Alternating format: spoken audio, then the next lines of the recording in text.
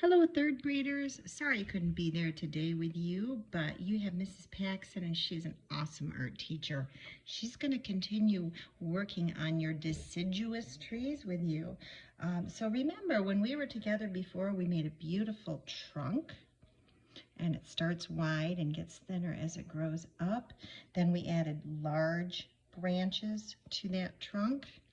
Each of those large branches has many medium-sized branches, and then of course the little branches. Then the next thing I asked you to do was to please find a color of oil pastel, not marker. I know sometimes when we outline we use Sharpies, but Sharpies won't work with oil pastel. They just don't like each other.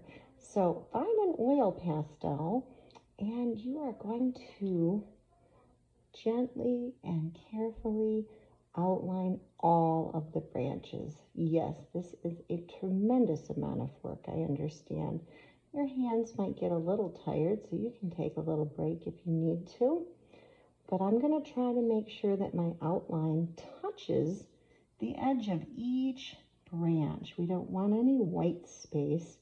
And then we're going to have what we call all these beautiful negative spaces, all these little white areas.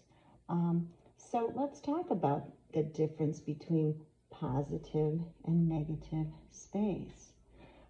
Positive space is the actual object that we put on the paper. So in this case, it's a tree. The tree is the positive space. Now, any area that was left after we made the tree and was all the areas around it and in between it, those are called the negative spaces. Those are the spaces we did not intentionally make, but they are still there. Why is it important to know positive and negative space? Well, both kinds of space are going to be in our picture. So we want both kinds of space to look nice and to have a good composition or arrangement.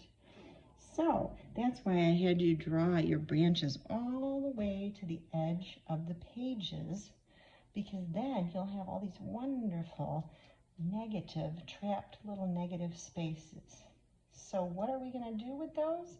Well, as soon as I am finished outlining my tree, and you can use oil pastels until they all but disappear. I'm getting down to almost not having any at all.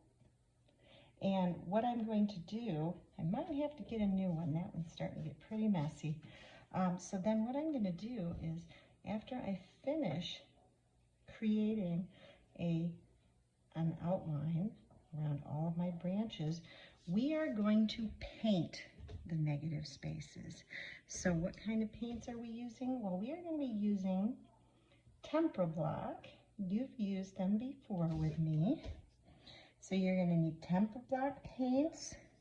You're going to need, and there they are, some water. You'll have buckets and some brushes as well. Okay, let's review quickly how this paint is used. But before I do that, I'm going to make sure I clean up all my oil pastels. If you have little pieces, make sure you pick them up and put them away. Pick up all your pieces of oil pastel, put them back where they belong. Any oil pastel that rolls onto the floor can get stepped on and make a really big mess. We don't need that.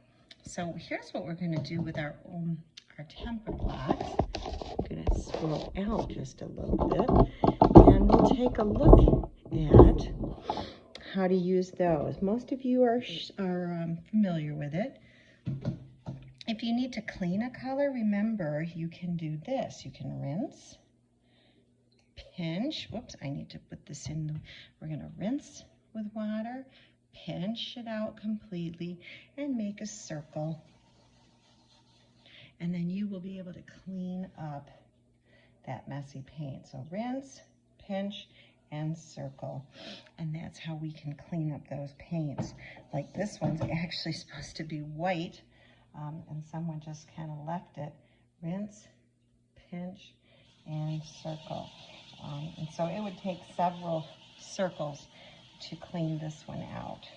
So what I want you to be thinking about is you're going to use a color to color in the negative spaces, meaning all of those spaces in between the branches, the white spaces. Now, it probably would not be a good idea to use light blue because my oil pastel is light blue. So let's pick a color that will actually show up nicely. And I'm thinking yellow would probably work very nicely.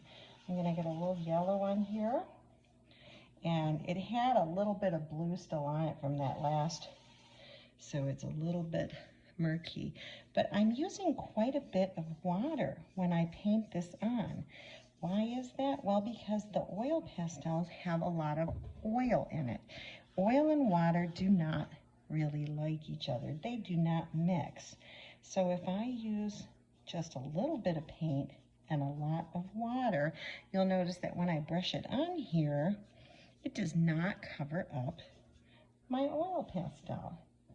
Now, if I'm painting and it's covering over the oil pastel, that means there's too much paint on my brush and not enough water.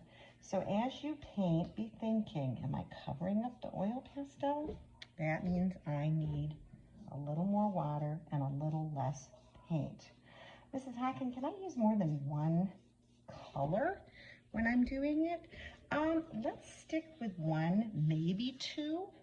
You know, for example, if I wanted to make this a little bit orange, I could take, because there's no orange here, I could take a little bit of red and twirl it around on the yellow, and that might make it a little orangish, and that's okay. But I don't want to use so many colors because it's going to get a little bit too busy. Okay, so again, making sure that I am using enough water so that the paint doesn't stick to my tree. It just rolls right off.